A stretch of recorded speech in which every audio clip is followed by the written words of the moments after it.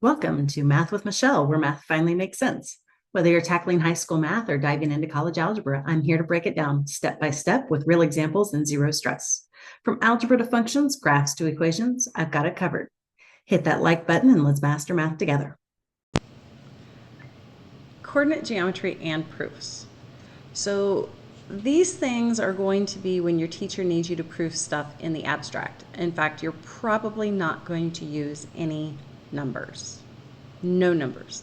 Because you're trying to prove it for all shapes. Okay? So again, no actual coordinates.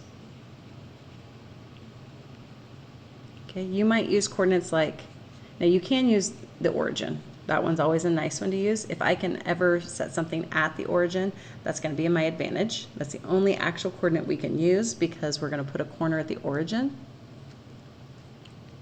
You can use corners like x comma y or negative x comma y,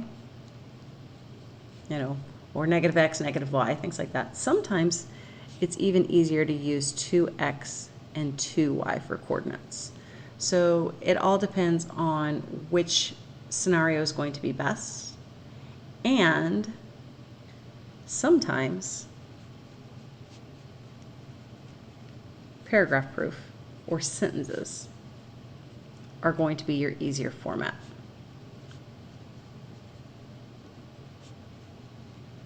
Now, I know I didn't write the word easy, I said easier. It's not always going to be the same, but it definitely can be. So put those calculators aside. You're not going to be using those for this kind of assignment. So you might be tasked with using coordinate geometry, prove or show that the diagonals of a rectangle are congruent.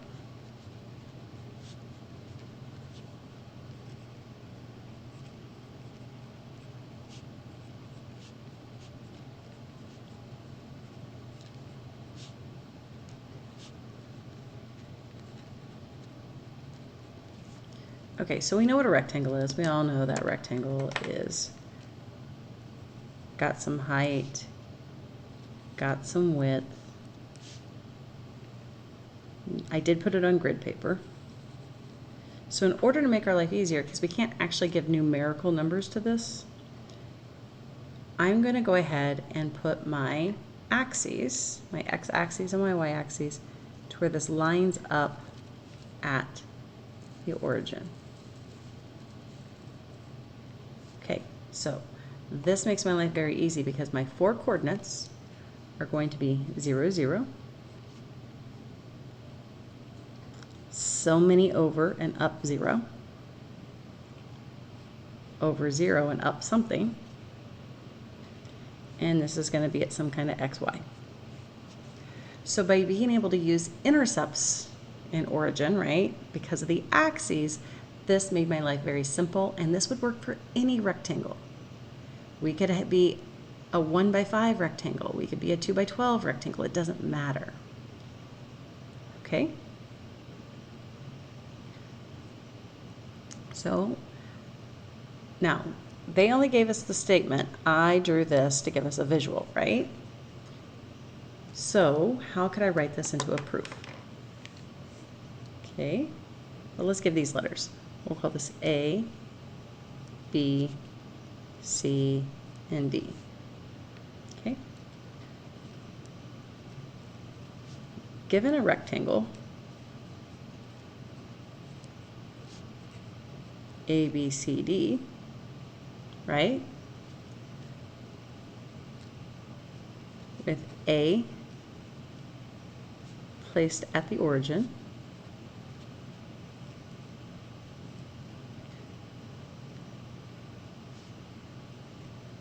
we know there exists 2 pairs of parallel sides.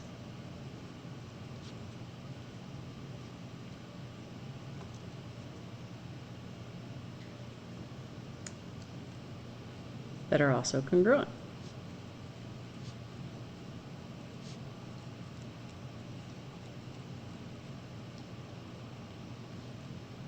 Thus, we will let y, sorry, not let y, let b exist at 0, y, and d at x, 0.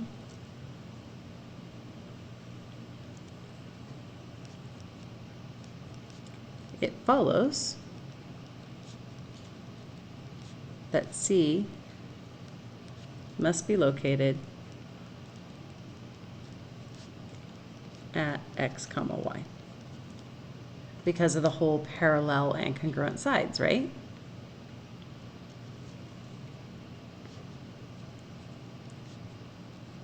The two diagonals are AC and BD.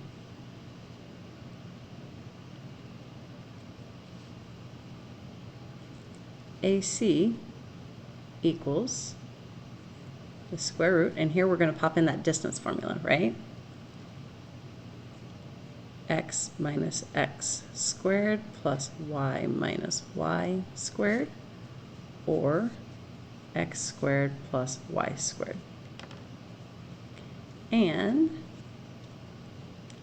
BD equals, and again, that distance formula is coming back again, right? X minus x squared plus y minus y squared, or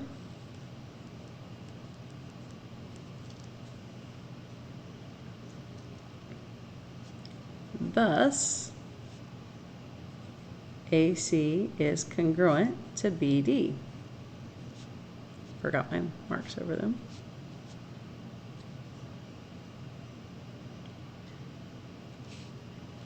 Demonstrating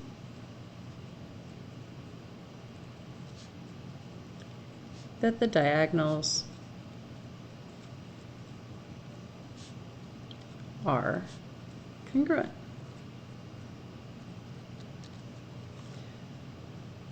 Okay, so anytime you can, some extra pointers, because that's all we're done. We're done. I didn't want to do that in 2-column because it might have been hard to, like, well, what am I really given? I'm given that I have a rectangle. You weren't given that it was at the origin, you were just given that you have a rectangle. We chose the other. So we had to describe it somehow. That's why paragraph is sometimes better here. Okay, I was trying to get 2 pieces of paper apart. It's not working. You ever have those days? Okay, so some pointers. Try to have your parallel lines either flat or vertical. Okay, horizontal is my favorite. This is an okay backup. Okay, if you know you have symmetrical, then you might put your origin like right here and do the shape around it. So if you're trying to go for something with symmetry, sometimes that's easier. And anytime if you need midpoints, do 2A, 2B, 0, 2B, 2A, 0, things like that. So make sure that you have it to where when you do a midpoint, since you're using a multiple of 2, it pops it back pretty easy for you. And that way you don't have to have fractions. You're welcome to have fractions. I just didn't think you would want it. So let's go ahead and just do one more, just so that you can see one more time, because I know these are a bit weird. Okay, so we are going to prove the perpendicular bisector theorem.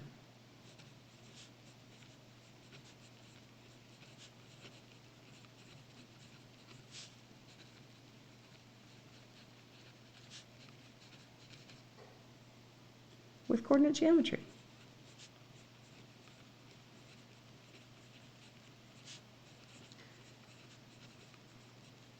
And again, anytime they say coordinate geometry, they're not really saying, hey, I want actual numbers. So what is the theorem? Do you recall the theorem? Probably not, so let's pop that back in your brain. Okay. So it says a point is on a line, on a line's perpendicular bisector, if and only if, IFF stands for if and only if, so we don't have to write it all out, it is equidistant from both endpoints.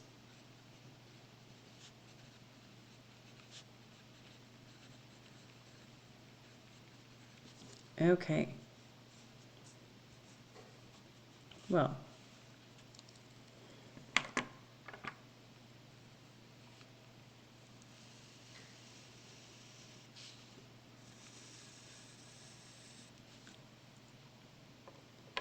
so I'm going to basically use the x-axis, but I got to put a point on the x-axis, right? So x is going to be here and y is going to be here.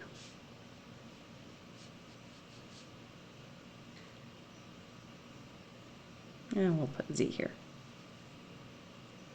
So we know this line is flat. So we know that the perpendicular bisector would be vertical, right? And I'm going to put y up here. Okay, now x went left some, so negative a comma 0.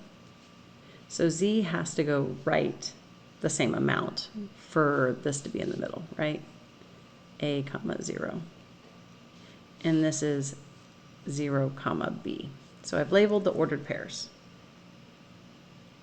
And I put the center as, so I made sure these were equidistant apart, negative a and positive a, right? So we are going to use a line. Using the line from x negative a to 0 to z a comma 0.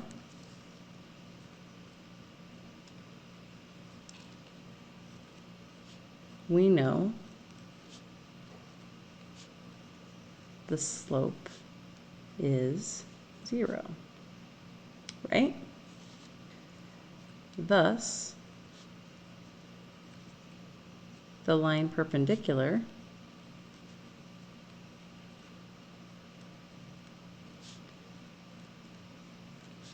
would have an undefined slope.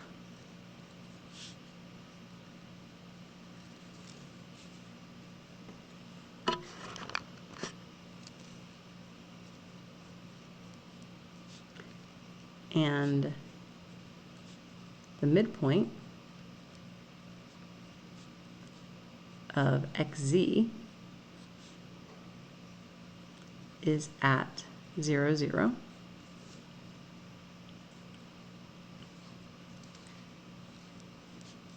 So the perpendicular bisector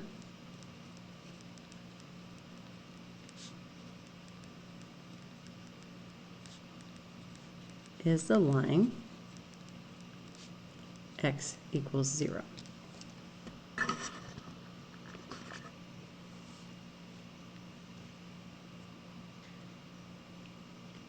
Okay, so what we've done there is we said, hey, we're going from here to here, and this is the perpendicular bisector. That's all we've said so far. So now, if you choose a point,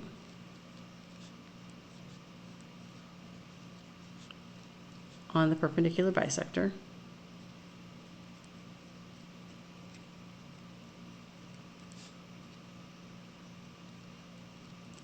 we find that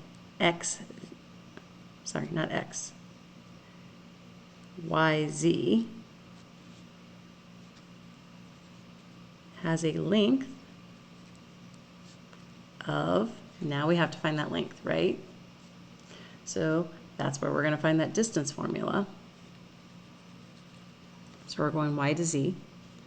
So we have 0 minus a squared plus b minus 0 squared, which is a squared plus b squared square rooted. And remember, that does not reduce because that plus sign stops that. That's as reduced as it can go. And xy has a length of, and there we're going again, 0 minus negative a, so plus a, and b minus 0, which is a squared plus b squared.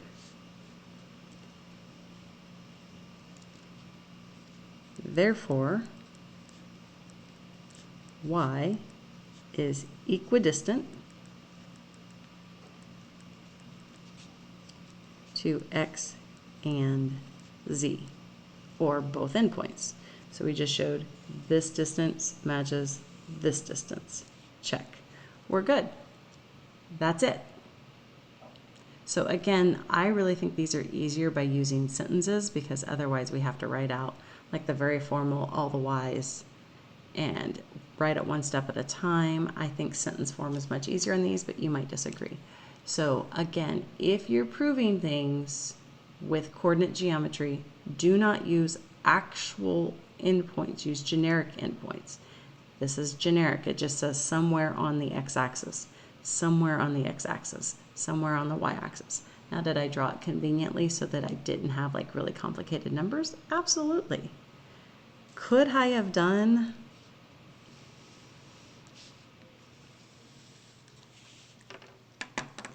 Could I have used the origin, some point out here, and some point here? Yes. Why did I use 2a and a? Well, because to bisect it, you'd have to find the midpoint, which would be a.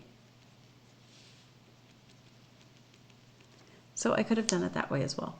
We are open to multiple methods, which I did not draw that perfectly even. The point is you're just going to need to draw it so that it makes it convenient for you to describe. So if you're going to need a midpoint, you either want to center it around the y-axis, or use 2a, 2b, so on and so forth. Good luck. Again, I think sentence form is easier. It's up to you. Thanks for learning with me here on Math with Michelle. If this helped, give it a like and don't forget to subscribe for more clear and simple math lessons. Got a question or topic you want me to cover? Drop it in the comments. Until next time, keep practicing, stay curious, and remember, you've got this.